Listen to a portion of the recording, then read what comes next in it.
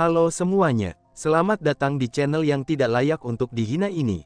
Sebelum kita mulai, atur posisi santainya, seruput kopinya, dan mari kita berkhayal. Tunggulah sebentar, masih ada yang harus ku selesaikan, ucap Sukun sambil tersenyum. Lalu dia berbalik menatap pria tua dan wanita yang tadi menyerang Lintian, dan dia menatapnya sambil tersenyum. Melihat senyumannya itu, orang lain tahu di balik senyumannya itu adalah hal yang menakutkan dari Raja Panah yang terlukis di hati mereka. Terakhir kali di salah satu kota di bagian barat, ada seseorang yang telah menyinggung Raja Panah ini, dia hanya tersenyum, dan membiarkan mereka pergi begitu saja. Tetapi setelah mereka sudah jauh dan sudah tidak terlihat lagi, dia kemudian menarik panahnya, lalu membunuh orang itu dari jarak yang cukup jauh. Akhirnya mereka semua yang telah menyinggungnya, itu telah terbantai seperti babi hutan di mata Raja Panah ini. Sekarang orang-orang dari Sekte Ular yang berani-beraninya telah menyinggung adik dari Raja Panah, dan itu sudah bisa dibayangkan, betapa marahnya Raja Panah ini jika dilihat dari senyumannya itu.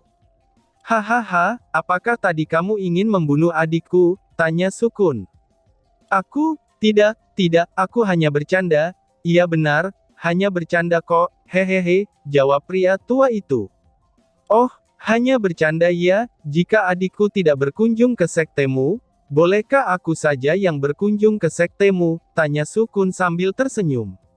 Puan, maafkan orang tua ini, aku tidak pernah mau menyinggungmu. Aku minta maaf atas sikapku barusan, aku mohon, balas pria tua itu sambil mengeluarkan keringat dingin. Bagaimana mungkin dia tidak tahu pemuda ini sangatlah kuat, jika dia berkunjung ke sekte mereka, mungkin sekte ular tidak akan ada lagi, atau mungkin sudah menjadi sekte yang lemah di benua timur. Apalagi menurut informasi dari leluhur mereka, leluhurnya yakin orang yang berada di belakang Raja Panah ini juga, adalah orang yang tidak akan pernah bisa disinggung oleh sekte mereka. Sekarang akibat perbuatan murid dan anak master mereka sendiri, itu telah menyinggung monster ini, dan bahkan, dia juga ingin membunuh adik dari monster ini. Apakah mereka sedang bercanda, dan bahkan jika sekte mereka melawan monster ini, mungkin besok mereka sudah tidak akan bisa melihat matahari terbit lagi, pikir pria tua itu. Memaafkanmu ya, bagaimana kalau kamu menangkis seranganku saja, atau begini saja, perempuan itu saja yang menangkis panahku, jika dia berhasil, aku akan memaafkan kalian, ucap Sukun. Mendengar ucapannya itu, wanita muda ini sudah gemetaran, dan bahkan wajahnya menjadi pucat. Bagaimana mungkin dia bisa menerima serangan dari Raja Panah, bahkan ayahnya sendiri akan mati jika menerima satu serangan dari pemuda ini. Aku, ucap wanita itu dengan kaku, dan kakinya lemas tidak bisa bergerak. Kak, sudahlah, biarkan saja mereka hanya orang kecil, jangan pedulikan mereka, ucap Lintian, tiba-tiba suara Lintian terdengar dari belakang Sukun, dan Sukun kemudian berbalik menatap adiknya itu dengan mata yang lembut. Ais, pasti kamu sedang ada masalah ya, baiklah, aku akan menurutimu kali ini, balas Sukun. Dia tahu kalau adik kecilnya ini sedang sedih, tetapi dia tidak tahu apa yang telah menyebabkannya menjadi sedih. Sukun pun memutuskan untuk berbicara dengan adik kecilnya ini daripada mengurus orang-orang itu. Pergilah, kali ini aku akan berbaik hati karena adikku, tapi lain kali, aku pasti akan mengunjungi sektemu, ucap Sukun. Terima kasih tuan, ucap pria tua itu dengan hormat, lalu berbalik dan pergi dengan cepat sambil membawa wanita itu dan yang lainnya.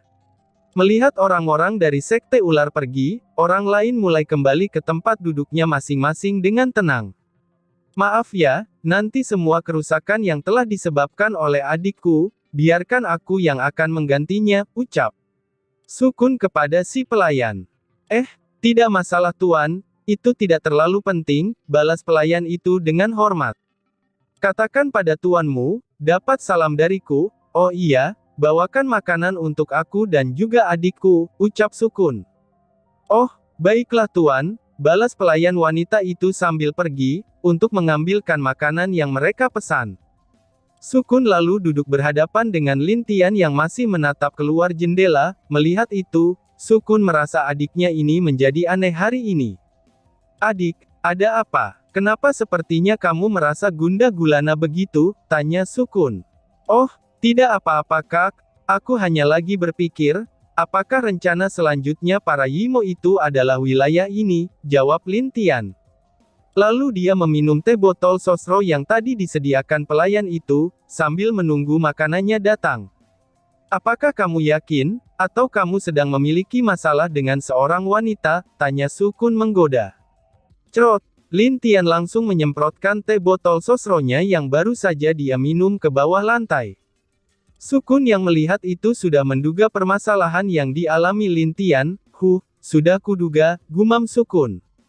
Uhuk, bagaimana kakak bisa tahu?" tanya Lin Tian. "Oh, aku hanya menebak asal-asalan saja, hahaha," jawab Sukun. "Memangnya ada masalah apa, sampai-sampai adikku ini bisa bermasalah dengan wanita? Itu tidak seperti adik kecilku yang selalu riang dan juga acuh tak acuh bila bertemu dengan orang lain," tanya Sukun. Lin Tian menghela nafas dan terlihat masih bingung. Lalu dia menjelaskan kenapa dia keluar dari istana kekaisaran, dan juga kenapa dia memutuskan untuk berhenti membantu kekaisaran Wu. Setelah cukup lama Lin Tian menjelaskan semuanya, Sukun mengangguk dan mengerti permasalahan yang dialami adiknya ini. Pantas saja adik kecilnya bertingkah seperti ini, itu dikarenakan oleh orang-orang dari kekaisaran Wu dan Sekte Es yang tidak percaya dengan adiknya. Setelah dia mengetahui permasalahan adiknya dengan benar, sehingga adiknya ini tulus membantu mereka tanpa meminta imbalan apapun, tetapi kenapa mereka merahasiakan harta itu kepadanya, pikir Sukun.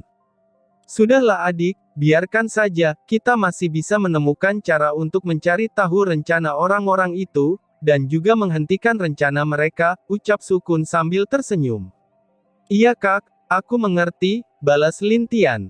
Di saat mereka berdua lagi asik-asiknya mengobrol, makanan mereka pun akhirnya datang. "Baiklah, ayo makan dulu sambil kakak jelaskan informasi yang didapat," ucap Sukun sambil mengambil sumpit dan memakan sajian yang ada di meja. "Oke," balas Lin Tian yang ikut makan bersama dengan Sukun. Pada akhirnya, Sukun menjelaskan semua informasi yang dia dapat selama ini. Dia juga menjelaskan sedikit pengalaman dirinya selama berada di luar kepada Lin Tian. Lin Tian pun hanya mengangguk, dan mengingat informasi yang diberikan kakaknya itu. Setelah selesai makan, Sukun merasa puas dengan sajian dari restoran itu, lalu dia melihat ke arah Lin Tian. "Ini adalah harta yang aku dapatkan, bawalah kembali ke sekte, dan katakan kepada orang tua itu, aku tidak kembali ke sekte untuk beberapa tahun ke depan, suruh dia menjaga kesehatannya," ucap Sukun. Tentu saja orang yang dibicarakan Sukun adalah tetua kelima sekte langit, sekaligus guru Sukun itu sendiri. "Oh, baiklah Kak.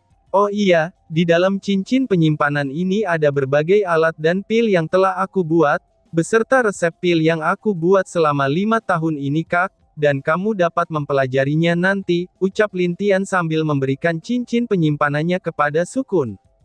"Baguslah, terima kasih, lalu apa yang akan kamu lakukan selanjutnya?"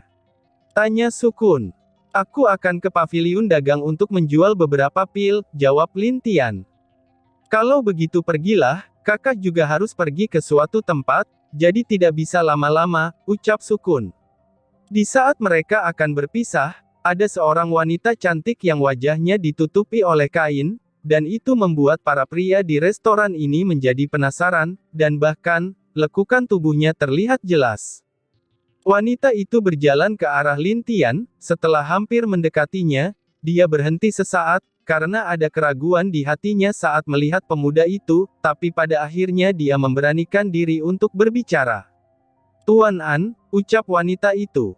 Lin Tian yang sudah bersiap untuk pergi, dia menjadi kaget ketika mendengar suara yang muncul dari belakangnya. Dia pun berbalik, dan kemudian menatap seorang wanita cantik nan menawan yang sedang berdiri di belakangnya. Sukun yang melihat wanita itu datang, dia juga benar-benar terpesona dengan kecantikan wanita itu. Seperti yang diharapkan dari murid Sekte Es, Memang tempatnya para wanita cantik, pikir Sukun. Kenapa kamu di sini? Tanya Lin Tian sambil mengerutkan keningnya. Aku ingin berbicara denganmu, jawab Mu Suanyin dengan gugup. Oh, begitukah? Tanya Lin Tian dengan bingung. Mu Suanyin hanya mengangguk sebagai balasannya, lalu Sukun sadar akan sesuatu, lalu menepuk pundak Lin Tian. Adik, aku pergi dulu, karena masih banyak urusan yang harus aku lakukan, ucap Sukun tanpa menunggu Lin Tian menjawabnya. Lalu saat dia berjalan di depan Mu Suanyin, dia mengirimkan transmisi suara, dan itu hanya Mu Suanyin saja yang bisa mendengarkannya. Jangan membuat adikku kecewa lagi, ucap Sukun, lalu dia keluar dari restoran dan meninggalkan Mu Suanyin yang masih terdiam. Ngapain kamu datang ke sini? Aku masih harus pergi ke suatu tempat sekarang ini, jadi, aku mungkin tidak punya banyak waktu, ucap Lin Tian, tampaknya dia masih sedih atas apa yang telah terjadi pada 2 hari yang lalu. Kalau begitu aku ikut denganmu, mari berbicara di jalan, balas Mu Suanyin. Mendengar ucapan Mu Suanyin, Lin Tian sedikit mengerutkan keningnya, lalu dia hanya mengangguk kepada Mu Suanyin. Baiklah kalau begitu, ayo, ucap Lin Tian. Mu Suanyin mengangguk dan mengikuti Lin Tian dari samping, melihat 2 orang itu pergi, orang-orang di sana merasa aneh, dan ada seseorang yang baru saja ingat tentang sesuatu. Wah, aku baru ingat sekarang, bukankah pemuda itu yang telah memukuli Tuan Muda Chu 2 hari yang lalu, ucap seseorang pengunjung. Itu benar, itu tidak salah lagi, dan wanita itu juga dikabarkan berasal dari Sekte Es. Aku tidak pernah menyangka bahwa pemuda itu adalah saudara dari Raja Panah, pantas saja dia juga sangat kuat, balas pengunjung yang lainnya. Setelah meninggalkan restoran itu, baik Lin Tian maupun Mu Suanyin, mereka berdua hanya diam sambil berjalan, dan tidak ada yang mau bicara atau memulai pembicaraan. Sebenarnya ada apa kamu sampai menemuiku? Tanya Lin Tian. Aku hanya ingin meminta maaf soal waktu itu padamu, dan aku tidak bermaksud merahasiakannya darimu, jawab Mu Suanyin dengan suara pelan. Hanya apakah kalian takut aku akan membocorkan rahasia itu kan? Tanya Lin Tian. Jawab Mu Suanyin dengan bingung. Sebenarnya aku tidak terlalu peduli dengan pedang api dan api langit itu, walaupun jika benar ada, itu nanti hanya keberuntungan jika bisa mendapatkannya. Apakah kamu tahu kenapa aku kecewa saat itu? Tanya Lin Tian sambil menatap pada Mu Suanyin. Itu karena tetua dan kekaisaran Wu menyembunyikan rahasia harta itu kepadamu kan? Jawab Mu Suanyin.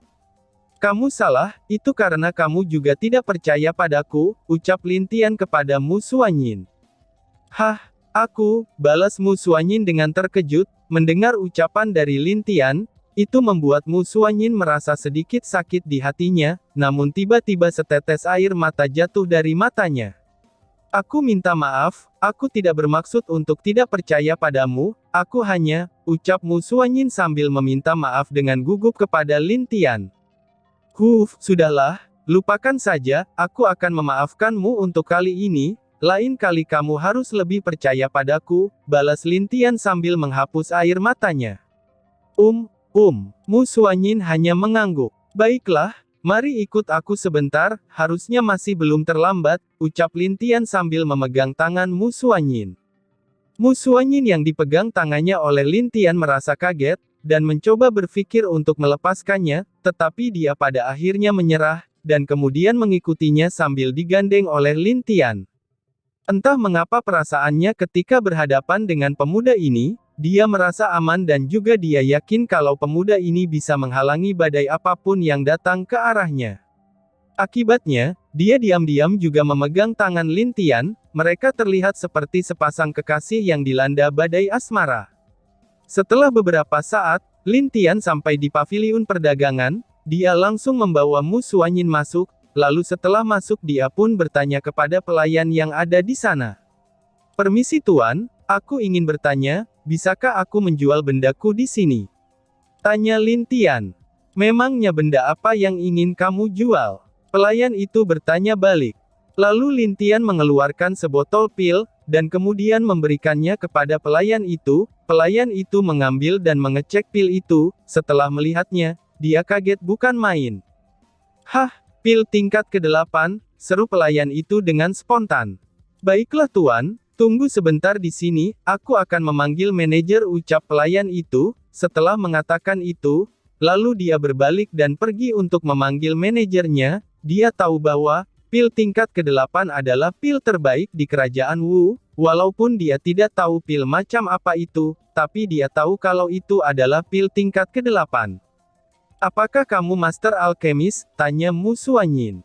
"Oh, iya, baru kemarin aku pergi untuk melakukan tes," jawab Lin Tian. "Anu, apakah kamu Master tingkat 8? Tanya Mu Suanyin lagi. "Iya, mungkin bisa dikatakan begitu," balas Lin Tian dengan tenang. "Apa?" Mu Suanyin menjadi kaget mendengarnya, dan diam-diam hanya menggelengkan kepalanya saja. Setelah beberapa saat, pelayan tadi keluar dengan seorang laki-laki paruh baya yang cukup tampan. Dia berjalan ke tempat Lin Tian, dan dengan hormat berkata, "Tuan, apakah benar kamu ingin menjual pil tingkat ke-8? Tanya manajer itu. "Lia, jika tidak ada masalah, bagaimana jika kita membicarakannya di suatu tempat?" tanya Lin Tian sambil mengeluarkan lambang alkemisnya. Melihat lambang itu, manajer mengangguk dan menjadi lebih hormat kepada Lin Tian.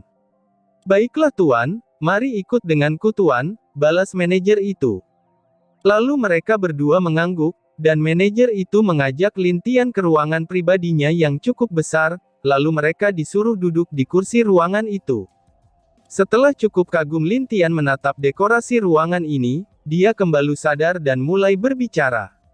"Namaku adalah An Lin, dan ini adalah Mu Suanyin, aku kesini untuk menjual beberapa barang," ucap Lin Tian sambil memperkenalkan diri.